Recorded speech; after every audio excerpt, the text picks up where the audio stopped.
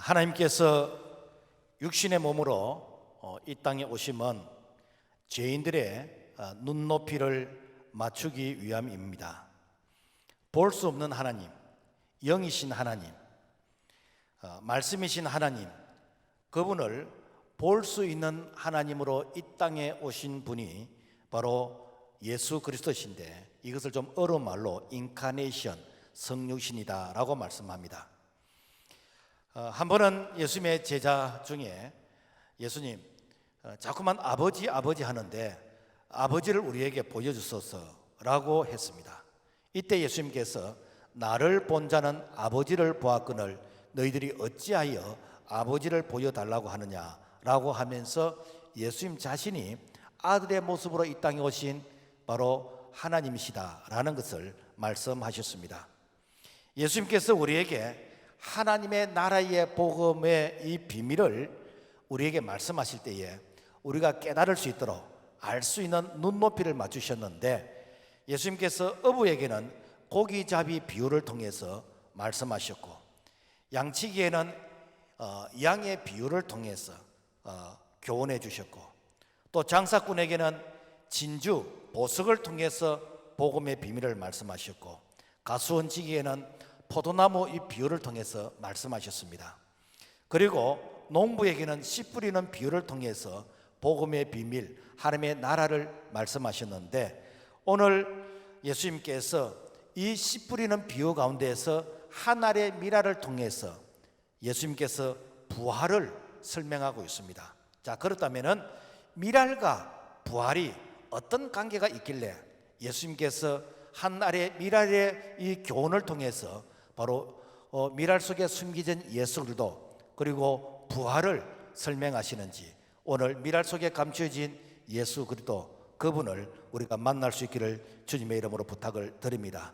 첫째, 미랄의 그 교훈의 배경을 살펴보면은 오늘 이 본문은 유월절 전에 예수님께서 대속의 죽음으로 하늘의 미랄이 땅에 떨어져 죽는 것 같이 자신이 미랄과 같이 죽게 될 것을 말씀하십니다.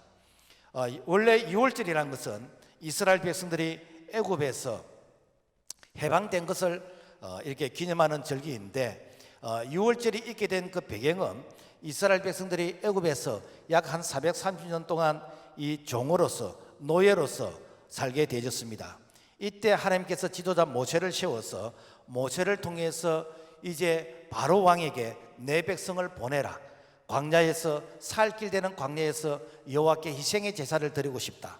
그러니까 이 바로 왕이 내가 여호와가 누군데 내가 백성들을 보내주겠느냐, 그래서 허락하지 않는 것이요. 그래서 첫 번째 재앙, 두 번째 재앙, 이렇게 해서 9번째까지 재앙을 이렇게 내린데도 불구하고 이 바로 왕이 꿈쩍도 하지 않습니다. 그러니까 마지막 10번째 재앙, 10번째 재앙은 뭔가 하면은 이것은 장자의 죽음인데, 그래서 모세를 통해서 이 흠없는 1년 된 이 수양을 잡아서 양의 피를 이스라엘 백성들의 좌우 문설주 임방에 발라라. 그래서 양의 피가 발려지는 그 집에는 패스오버, 넘어간다, 6월 넘어간다. 그래서 그 집에는 이미 죽음이 임했기 때문에 더 이상 죽을 일이 없다라고 해서 바로 이렇게 죽음이 넘어가게 됐습니다. 그런데 양의 피가 발려지 있지 않는 그 집에, 즉 이렇게 애굽 사람들의 집에는 모든 첫남 이 장자, 첫 새끼는 다 죽게 되어지는 그런 죽음의 저주, 그 통곡을 경험하게 되었습니다. 그래서 우리가 유월절이라는 것은 한자로 넘을 유자 그리고 넘을 월자 이렇게 해서 유월이라고 이렇게 번역을 하게 되었는데, 자, 성경을 보면은 이 유월절은 바로 예수 그리스도 그분을 상징한다라고 말씀합니다. 예수님께서 공생의 사역을 시작하실 때에 세례 요한이 성령이 충만해가지고 예수님을 바라보면서 보라, 세상 죄를 지고 가는 하나님의 어린 양이로다 라고 했습니다. 그 이유는 바로 예수도 그분께서 유월절의 희생의 이 제물이 될 것을 바로 세례 요한이 성령 충만한 가운데서 이렇게 바라보게 되어졌다라는 것입니다. 그래서 예수도 그분께서 십자가에 달려서 흘리신 그분의 보혈의 피, 그 피가 그야말로 예수를 믿는 사람들의 가슴에 믿음으로 묻어있는 자에게는 죽음이 지나가게 되진다. 그 자에게는 이 둘째 사망, 이 사망이 지나가게 되진다. 그래서 그런 자들에게는 영원한 구원, 우리에게 영원한 생명, 영생이 주어지게 되는 줄로 믿습니다. 그래서 예수님께서 대속의 죽음으로 희생하셨기 때문에 예수를 믿는 오늘 수억의 많은 사람들이 예수로 말미암아 생명을 얻게 되어지는 것입니다. 왜냐하면 예수님께서 하늘의 밀가루와 같이 땅에 떨어져 죽어 많은 열매를 맺는, 즉 미랄의 그 교훈 속에 예수도 그분의 삶이 그 속에 들어가 있기 때문인 것입니다. 그래서 요한복음 12장 24절 내가 진실로 진실로 너에게 이르노니 하늘의 밀이 땅에 떨어져 죽지 않으면 하늘 그대로 있고 죽으면 많은 열매를 맺느니라. 자, 이런 관점에서 예수 그리스도 그분이 하늘의 밀알이 되신 것처럼 예수를 믿는 오늘 우리에게는 동일한 예수의 열매, 그리고 새 생명의 열매가 오늘 우리 가운데 계속해서 맺어지게 되는 줄로 믿습니다. 뿐만 아니라 이 밀알은 그냥 밀알 그 자체로서 이게 남아있는 것이 아니라 이 밀알이 빠개지면은, 이 밀알이 가루가 되어지면은 이것이 빵이 됩니다. 그래서 이 밀가루를 가지고 빵을 만들어서 우리에게 육신의 떡이 되어주는, 육신의 생명을 지탱시켜 주는 것입니다. 이 사실을 영적으로 요한복음 6장 53절의 말씀 보면은 예수께서 이르시되 내가 진실로 진실로 너희에게 이르노니 인자의 살을 먹지 아니하고 인자의 피를 마시지 아니하면 너희 속에 생명이 없느니라. 예수님께서 밀알과 같이 우리에게 생명의 떡이 되어 주시고 우리에게 생명의 이렇게 음료가 되어 주심으로 말미암아 예수도 그분을 먹고 마시는 자에게는 우리에게 영원한 생명이 주어지게 되는, 영생의 축복이 주어지는 바로 그런 은혜가 오늘 밀알을 통해서 우리에게 그 영적인 깊이 있는 교훈을 우리에게 말씀하고 있는 것입니다. 자, 밀알은 반드시 땅에 떨어져야 된다라는 것입니다. 오늘 24절의 말씀 보면은 내가 진실로 진실로 너에게 이르노니 하늘의 밀이 땅에 떨어져, 밀알이 땅에 떨어지지 않으면은 그냥 밀알 그 자체로 존재하게 됩니다. 그래서 아무리 밀알 그 자체가 생명이라 할지라도 땅에 떨어지지 아니하고 손에 쥐어져 있으면은, 자루 속에 있으면은, 호주머니에 있으면은 그야말로 그대로 밀알로서 존재하는 것입니다. 그렇지만은 땅에 떨어지게 되어지면 어떠는가? 이 땅이 이 밀을 이제는 품게 되어지고, 그래서 땅에 떨어졌던 그 밀알은 최소한 30배, 그리고 60배, 그리고 100배로서 열매를 맺게 되어집니다. 자, 그래서 이 땅은 무엇인가? 이 마태복음 13장 보면은 이 땅은 바로 마음의 밭, 즉 하나님의 말씀의 이 밭인데, 어떤 밭은 길밭이고 어떤 밭은 돌밭이고 어떤 밭은 가시밭인데 좋은 옥토의 밭, 이 좋은 옥토의 밭에 이 복음의 씨앗이 떨어지게 되지면은 최소한 30배, 보통은 60배, 그리고 100배로서 열매를 맺게 되어진다라는 것입니다. 그래서 반드시 이 복음은 그야말로 말씀의 그 온전한 그 옥토밭에 떨어질 때에 이런 많은 열매를 맺게 되는 것입니다. 그런데 우리 주변에는 이런 옥토에 좋은 땅만 있는가 하면은 시멘트 바닥 같은 그리고 아스팔트 같은 뭐 이런 곳에 떨어지잖아요.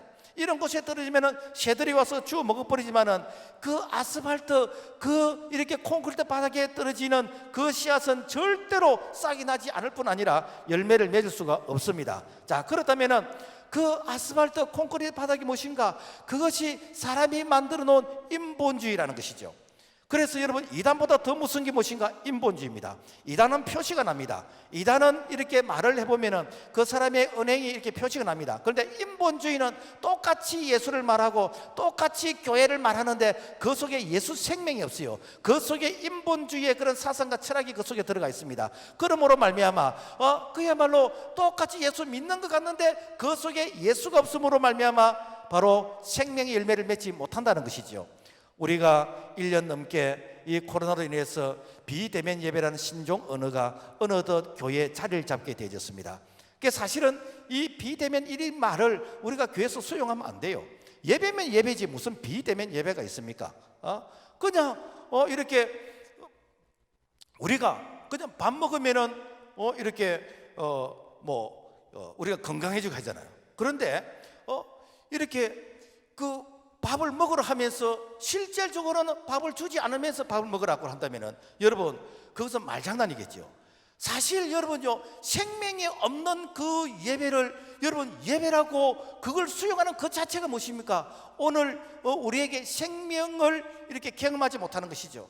그래서 이 조사에 의하면 약 한 50%가 가난한 교인이에요. 가난인이 뭔가 안 나가를 거꾸로서 비우는 이런 말인데, 그러니까 오늘날 한 50% 이상이 그야말로 집에서 이렇게 껌 씹으면서 이 폰을 통해서 예배 구경하고 있는 것이요. 내가 소파에서 커피 갖다 놓고 그 다음에 이 교회 저 교회 내가 예배 쇼핑하고 있고, 그러니까 어떻게 됩니까? 그 속에 생명이 없는 것이죠.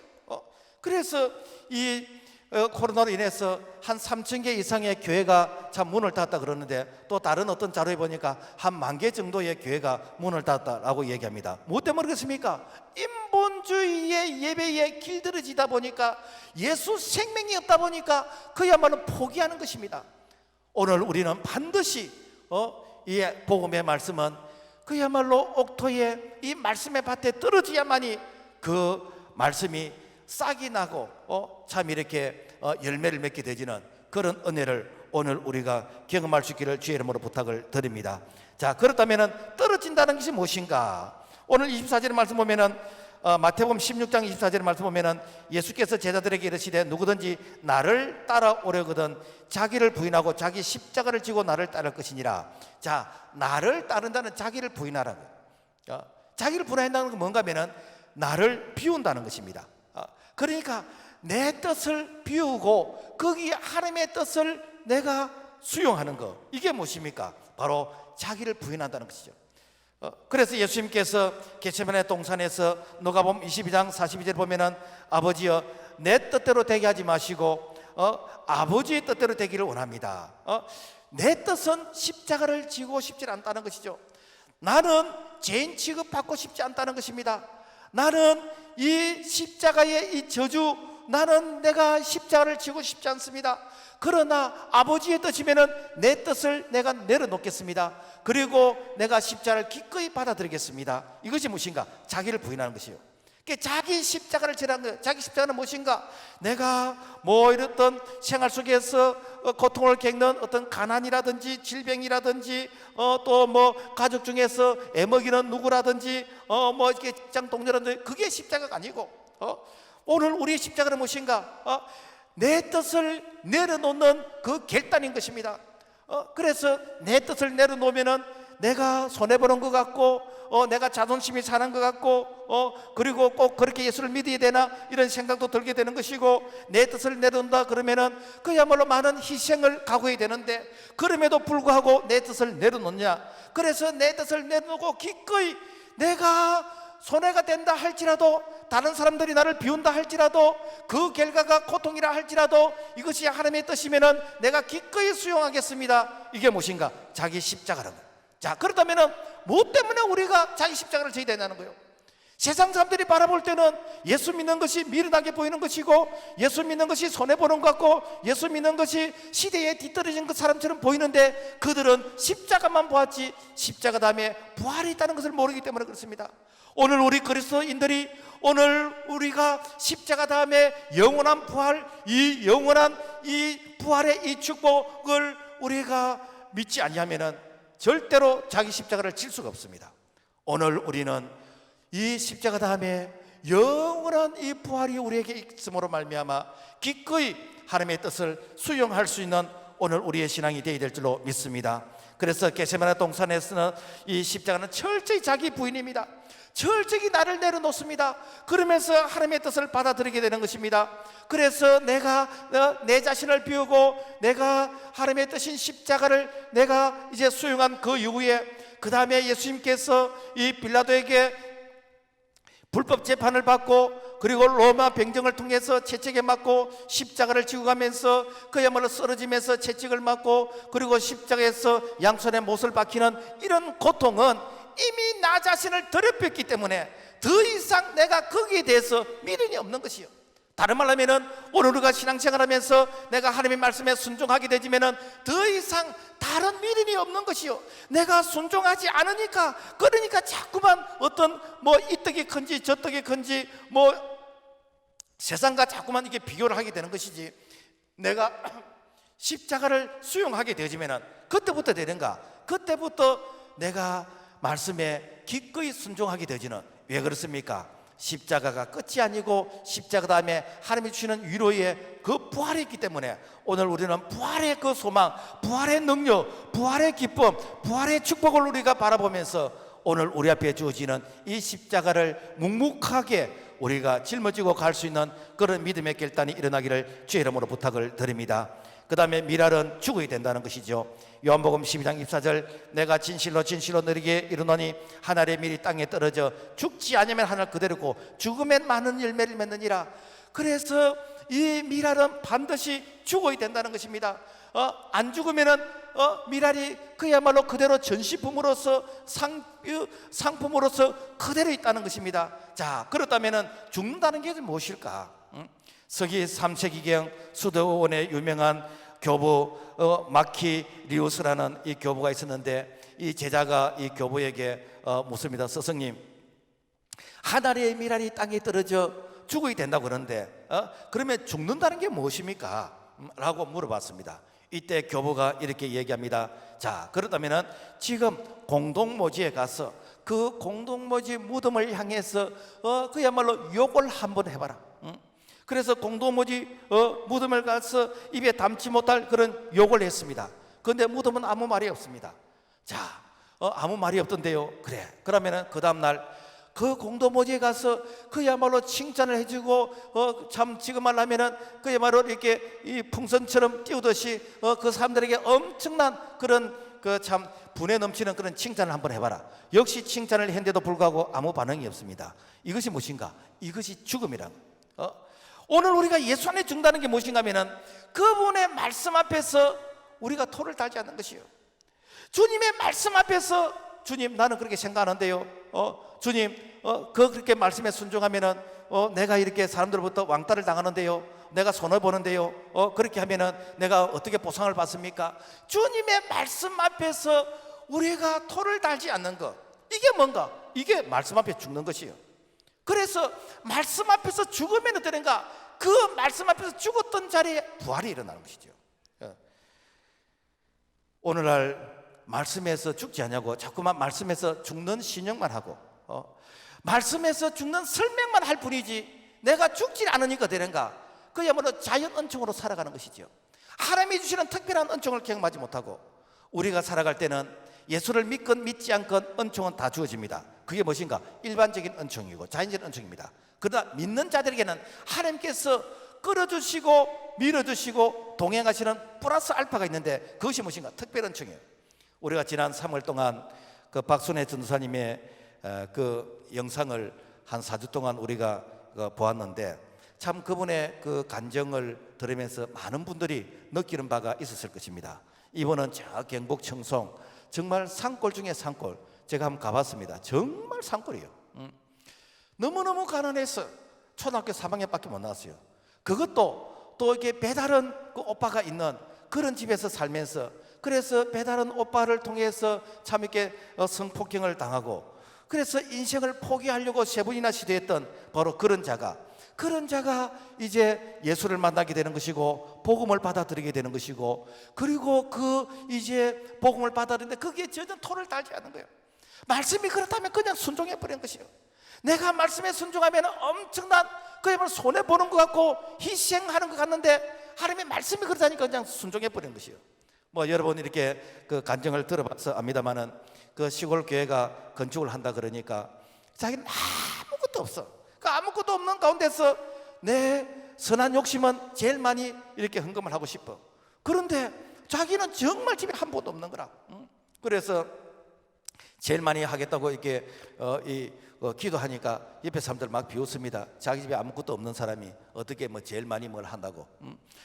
그래서 박순애가 믿는 하나님이 정말 제일 많이 하게 하시면은 하나님이 살아계신 것이고 제일 많이 못하면은 하나님은 죽은 하나님이다. 그러면서 교회가 시험이 될 수 있는 그런 위기를 이렇게 겪게 됐습니다. 그런데 어떤 독지가가 나타나서 참 이렇게 제일 많이 할 수 있는 그런 이 여건, 그 기회를 허락해 주셨습니다. 그런데 보니까 그 집에 그 숨겨놓은 히든 카드가 하나 있어요. 그게 무엇인가? 그 박순애가 시집 갈 때 그 살림 미천으로 시집갈 미천으로 이렇게 남겨둔 이 암소 소가 한 마리 있는데, 이걸 미련 없이 내가 드렸던 것은 다른 사람에서 드는 것이고 그야말로 우리 집에 있는 것은 이 소가 전부인데 이 소를 팔아서 미련 없이 드렸습니다. 자, 여기까지 보면은요, 동네 사람들에게 그야말로 손가락질 당하고 주변 사람들부터 엄청나게 꼭 그리 예수 믿어야 되느냐, 이렇게 니처럼 그렇게 무식하게 예수 믿는 사람 세상에 없다라고 할 수 있겠지요. 자, 그런데 이 박순애가 정말 망했을까? 내가 들으니까 한 달에 11조만 1,000만 원 한대요. 그게 어떻게 가능했는가? 이거는 특별 은총입니다. 이거는 자기 실력으로 되는 게 아니에요. 이는 하나님께서 끌어주시는, 밀어주시는 그런 은혜가 아니고는 될 수 없는 것이죠.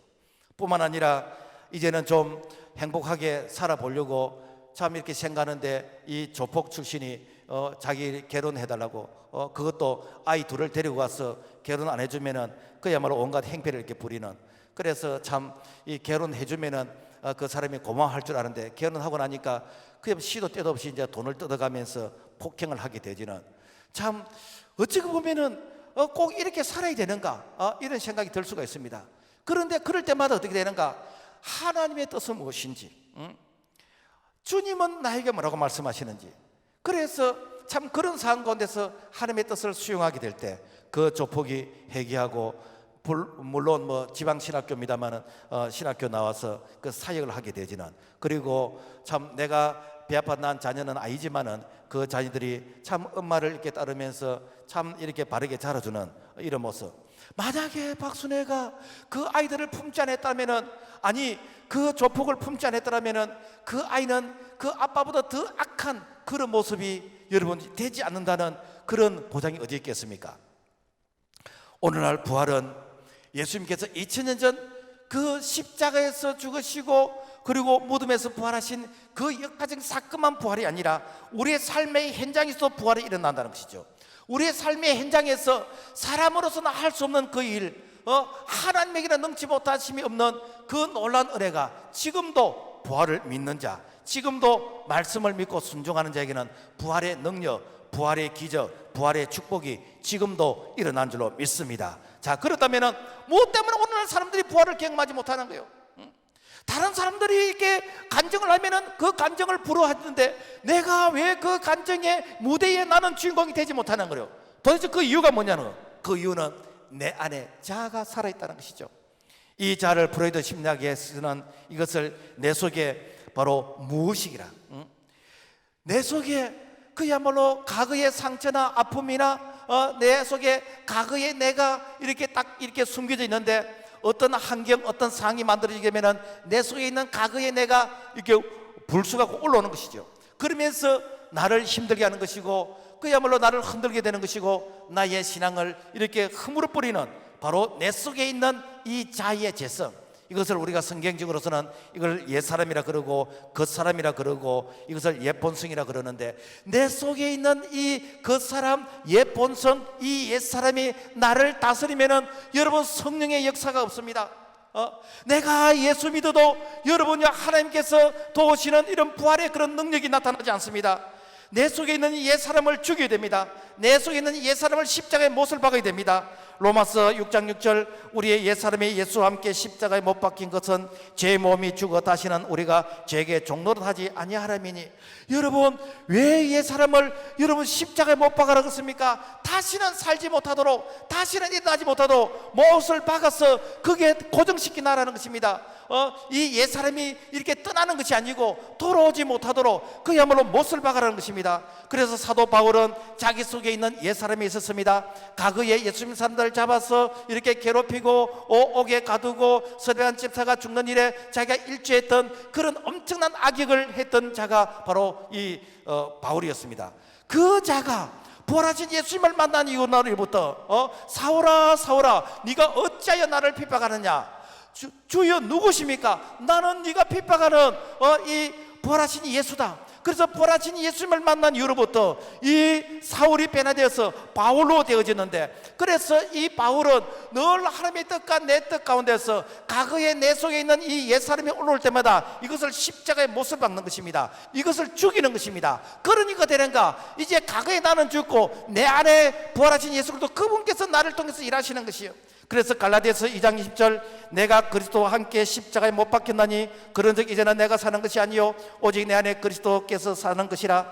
이제 하나님의 아들을 믿는 믿음 안에서 사는 것이라. 무엇입니까? 이 사도 이 바울이 과거에 참 내가 회심하기 전에는 얼마나 악역을 많이 저질렀습니까? 지금 말하면은 그 속에 옛사람이 있는 것이고 겉사람이 있는 것이고 옛본성이 있는 것이고 무의식이 그야말로 사도 바울을 엄청나게 참 이렇게 괴롭힐 수 있는데, 그런데 십자가의 못을 받게 되어지니까 그때부터는 이제는 내 안에 예수가 살게 되지는, 부활하신 예수가 살게 되지는, 그래서 이렇게 이 말씀 앞에서 죽었던 자리들마다 부활의 그런 능력이 나타나게 되지는 그런 놀라운 일들이 오늘 우리의 삶 가운데서도 동일하게 일어나기를 주의 이름으로 부탁을 드립니다. 구준으로 전해 내려오는 이 얘기인데, 베드로가 로마에서 복음을 전하다가 너무너무 핍박이 심하니까 그래서 이 베드로가 이제는 복음을 포기하고 이제는 도망을 가게 되집니다. 도망을 가는데 저 맞은편에서 아주 낯익은 분이 걸어오고 계시는 것이요. 보니까 예수님이시요. 그래서 깜짝 놀라서 예수님, 여기 왜 이렇게 예수님이 이렇게 오십니까? 라고 물어봤더니 예수님께서 너가 져야 될 그 십자가를 네가 피해서 도망가기 때문에 내가 그 십자가를 대신 지기 위해서 내가 지금 가고 있다. 주님, 내가 십자가를 지겠습니다. 주님, 그 십자가는 나의 십자가입니다. 그러면서 다시 베드로가 그 십자가를 지고 순교하면서, 예수님은 이렇게 십자가에서 바르게 못을 박혔다면 나는 예수님의 참 이렇게 그림자도 밟지 못할 부족한 자이기 때문에 나는 거꾸로 나는 십자가의 못을 박혀 죽겠다, 그런 마음 가지고 끝까지 참 순교하면서 이 복음을 전하는 그런 사도적 사명을 감당할 수 있었다라는 것입니다. 이순신 장군이 명랑해전에서 이 12척의 이 배를 가지고 왜군 그 330척과 이제는 맞서 싸우게 되집니다. 이때 이순신 장군이 이 부하들에게 이런 말을 하십니다. 반드시 죽으려고 하면은 살고 살기를 바라면은 죽을 것이다. 사실 이순신 장군이 뭐 성경을 그때 당시 뭐 읽어봤겠습니까? 그렇지만 이 말씀은 예수님이 하신 말씀이요. 자기 생명을 사랑하는 자는 잃어버릴 것이요 이 세상에서 자기 생명을 미워한 자는 영생하도록 보존하리라. 이게 무엇입니까? 역설적인 진리잖아요. 내가 죽으면 산다는 것이죠. 그리고 죽지 않으면은 사는 것이 아니라 영원히 죽는다는 것입니다.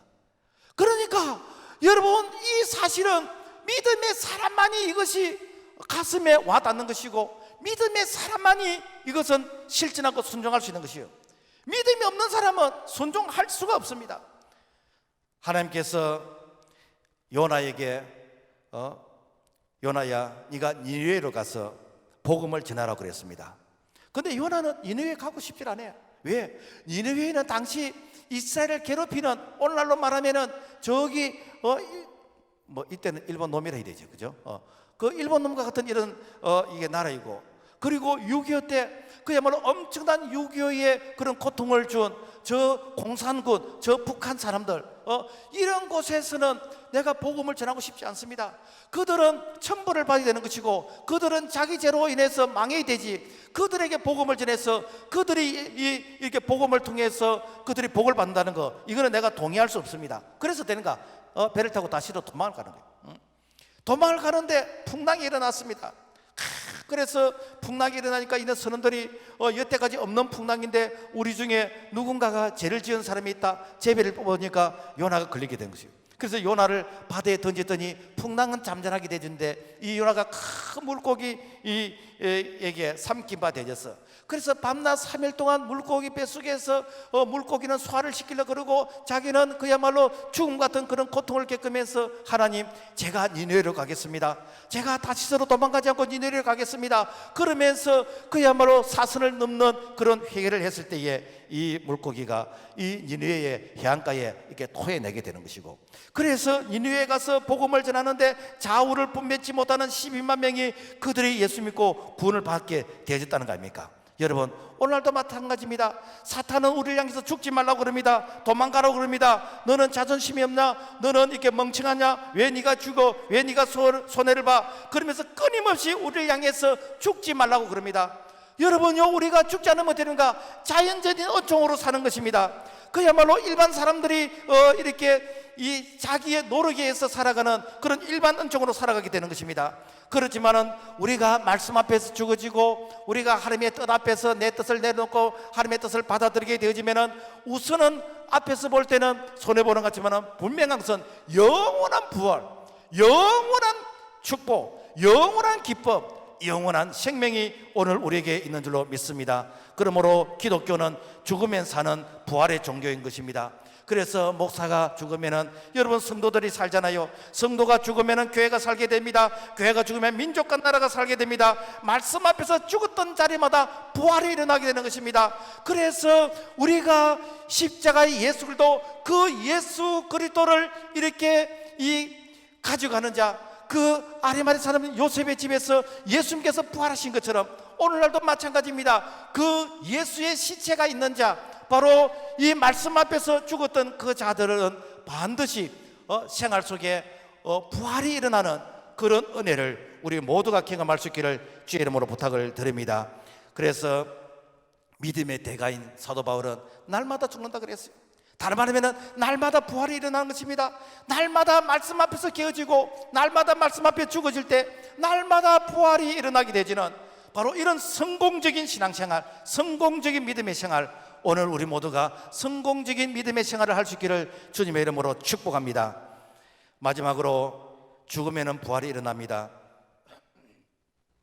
오늘 요한복음 11장 25절과 26절 말씀 보면은 예수께서 이르시되 나는 부활이요 생명이니 나를 믿는 자는 죽어도 살겠고 무릇 살아서 나를 믿는 자는 영원히 죽지 아니하리니 이것을 네가 믿느냐. 여러분, 자기 자신을 위해서 죽는 것은 여러분 얼마든지 이렇게 많이 있습니다. 그러나 남을 위해서 죽는 자는 많지 않잖아요. 그래서 남을 위해서 죽는 걸 갖다가 뭐라 그럽니까? 희생이라 그러잖아요. 다른 사람을 윤택하게 하기 위해서 내가 죽는 것을 희생이라 그럽니다. 그래서 희생이라는 이 말은 정말 값지고 정말 고귀한 말인 것입니다.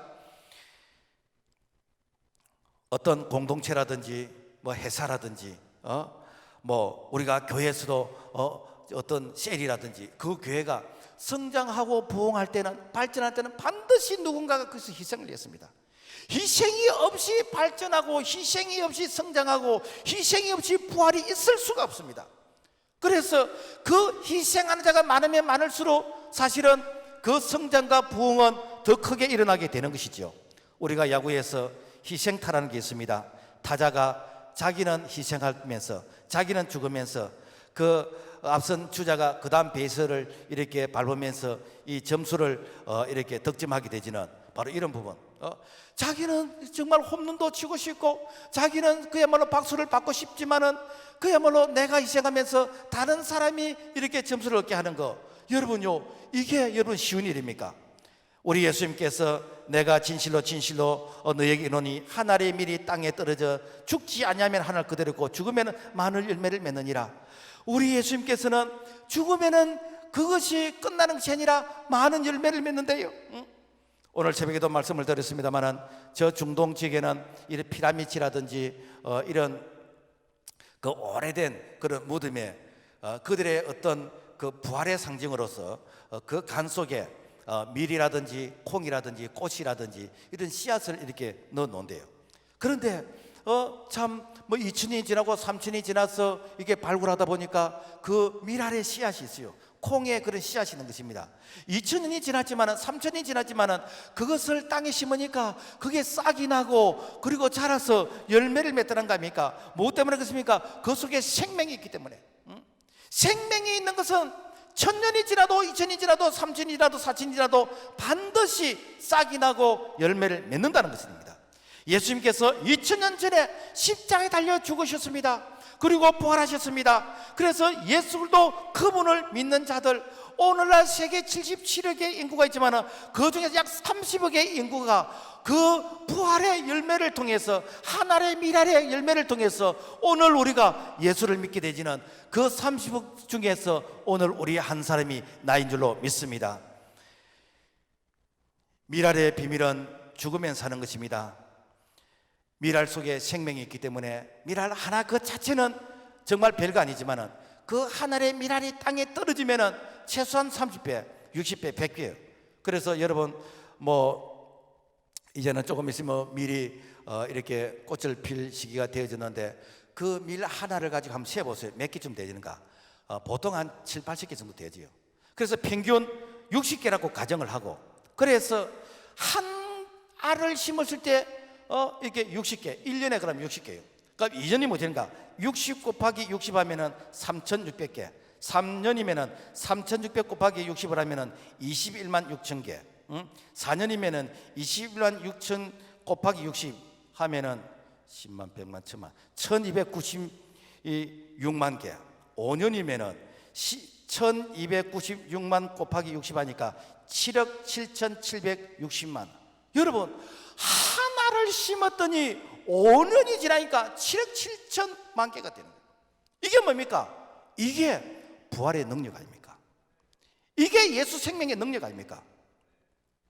1886년 우리나라에 토마스 선교사님이 제너럴 시먼호를 타고 저 대동강을 가다가 그 모래톱에 배가 이렇게 얹혀서, 그래서 그 배는 불타게 되졌고 이게 참수행을 당하면서 그때에 참 번역되었던 이 조선어 이 성경을 이렇게 무대에 던졌는데, 그 성경책을 가지고 담배를 말아 피우고 그 성경책을 이렇게 백지로 쓰고 그렇게 하다 그 성경책을 읽었던 사람들이 예수를 믿게 되는 것이고, 토마스 선교사님들을 참수했던 그 사람이 나중에 장로가 있게 되졌는데, 그리고 나서 약 한 100년이 지난 이후에 130년이 지난 이 지금 오늘 우리 이게 조선 땅, 이 대한민국이 어느 정도의 이렇게 예수님 사람이 많아졌는가?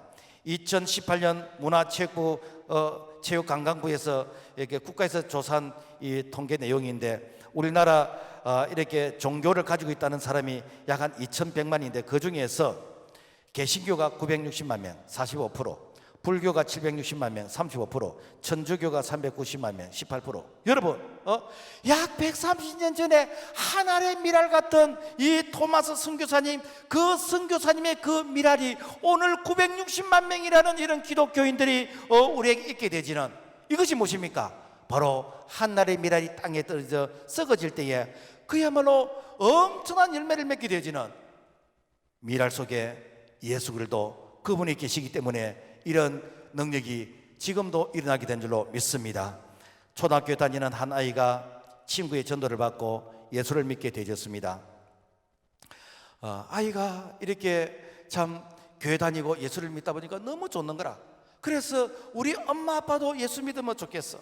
그래서 엄마 아빠에게 이게 복음을 전합니다. 아빠, 예수 믿어야 천국 갑니다. 예수 믿지 않으면 지옥 갑니다. 처음에는 아이가 교회에서 뭐 이렇게 찬송도 배워오고 뭐 교회에서 들었던 이런 성경 말씀을 이야기하니까 기특하기도 하고 대견하기도 하고, 그런데 예수 안 믿으면 지옥 간다 그러니까 이건 듣기 싫은 것이요.